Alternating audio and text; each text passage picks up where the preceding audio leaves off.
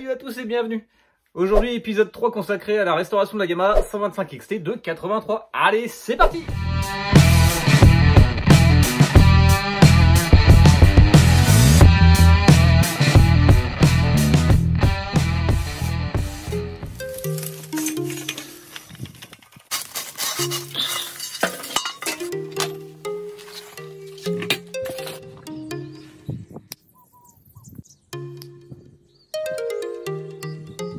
Bon, t'as vu, j'ai fabriqué le tabouret là pour poser la bécane.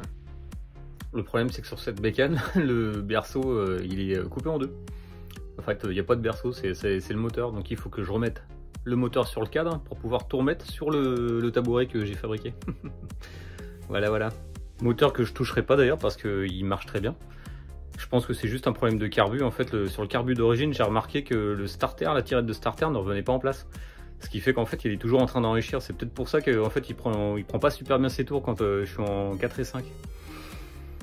On verra ça. En attendant, c'est remontage du moteur sur le cadre. Et ensuite bras oscillants et puis tout le reste ça suivra.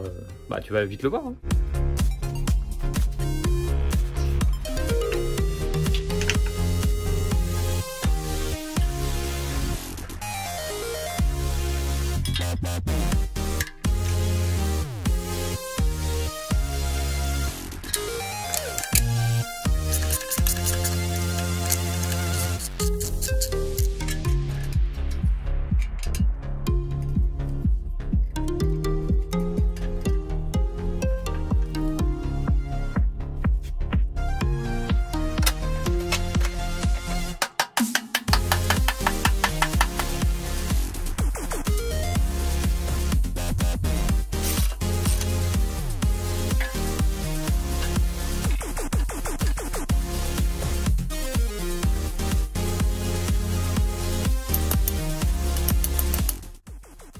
Dans la série des trucs qu'il faut remettre avant de remettre le bras oscillant. Le patin guide chaîne, tu vois, j'avais zappé. Tant qu'à faire, je vais remettre ça, là, le guide chaîne, patin et le guide. Et donc là, pour le remettre, il a fallu enlever le bras oscillant, le fixer et remettre le tout. Bah, comme ça.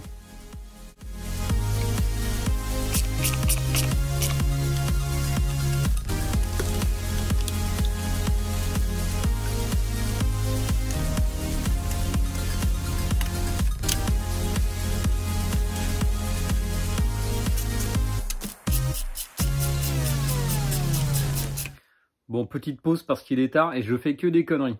Au niveau fail, on est pas mal. Donc je te montre ça maintenant. Lui, il est à l'envers. En fait, la tête de l'axe, il est censé être dans l'autre sens. Parce que tu vois, il y a une espèce de téton de blocage là. Hop, qui t'empêche de faire pivoter la tête de l'axe. Et évidemment, avec l'écrou, forcément, ça bute et ça peut pas se serrer. Donc, premier fail. Deuxième fail, c'est ça. C'est ça. Donc en fait il est à l'envers, j'aurais dû le mettre dans l'autre sens. Donc ça y va, ça continue. Troisième fail, j'avais même pas fait gaffe que j'avais oublié d'enlever la vis. Avec l'écrou, enfin avec le contre-écrou, pour le réglage de la pédale de frein. Je pense qu'il est collé maintenant, hein, avec la peinture et tout. Donc c'est simple, je vais aller me coucher et je revois ça demain. Allez.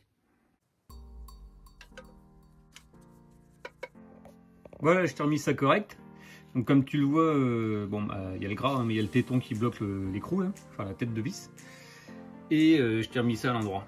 Bon allez, je continue la suite.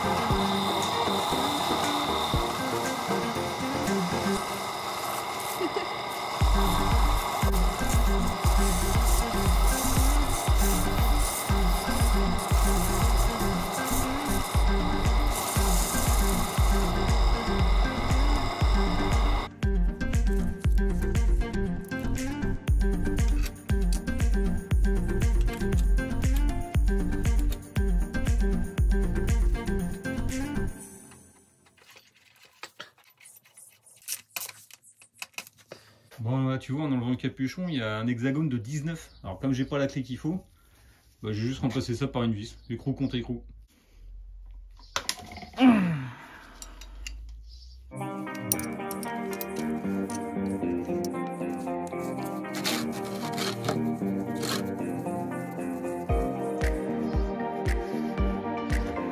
Ah. Oh la vache. Oh la gueule de lui, toi.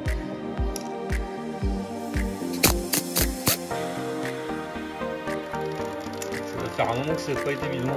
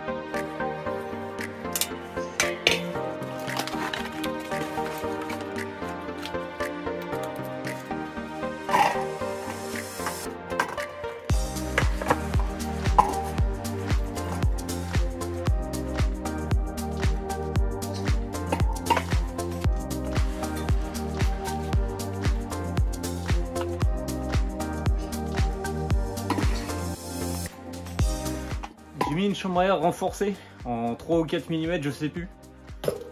Mes doigts, je les sens plus.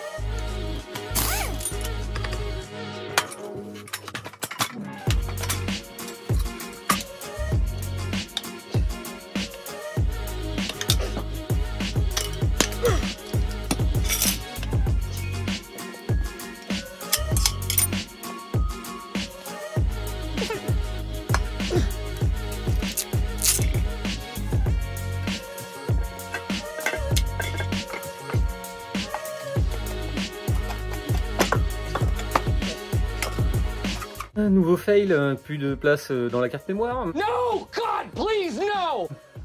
Donc t'as pas pu voir le reste du remontage du pneu, c'est pas très grave en soi, ça reste un pneu. J'ai pris des chambres à air de 4 mm d'épaisseur, c'est des renforcés, pour éviter de les pincer au montage, parce que j'ai quand même tendance à les foirer ces chambres à air là. Et puis surtout si je dois aller faire du chemin de terre, pour les crevaisons ce sera mieux quoi. Mais faut savoir quand même qu'il faut que tu te prépares à vraiment te faire mal aux doigts, parce que c'est vraiment très dur à remettre, hein. C'est très compliqué. Donc le résultat il est là. Alors au démontage j'ai vu d'autres problèmes, c'est que lui, le roulement là, il fait du bruit. Et de l'autre côté, le joint, il est mort. Tu vois, il est complètement foncé. Alors, je sais que c'est pas bien ce que je vais faire, mais je vais quand même le remonter. Parce qu'en fait, il faut que la moto puisse bouger. Donc je le changerai par la suite, hein, t'inquiète pas, hein, ça va être fait. Je te le montrerai pas forcément parce que c'est juste du démontage. Bon, rien de particulier, un coup de tournevis, un petit coup de massette pour le roulement, puis ça part. Ce qu'il y a, c'est que la bécane doit bouger, j'ai besoin de place, donc je te le montrerai pas là, mais t'inquiète pas que ce sera fait. Donc...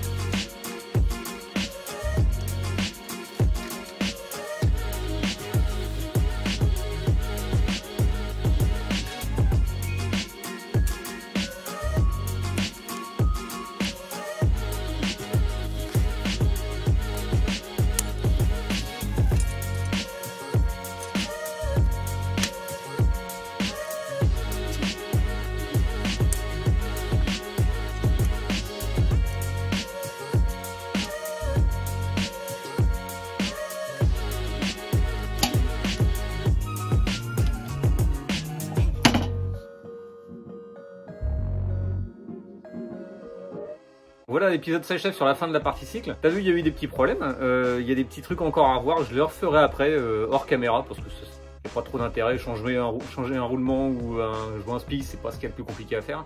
Le principal, c'est que la fourche est rénovée, les pneus sont changés, les chambres à air aussi, divers remontages, etc. c'est bon. Donc maintenant, elle peut être sur ces deux roues. Et dans le prochain épisode, ce sera la suite, c'est-à-dire le faisceau électrique, ce qui s'annonce pas évident, et la fin, donc le remontage de la carrosserie, et ensuite l'essai.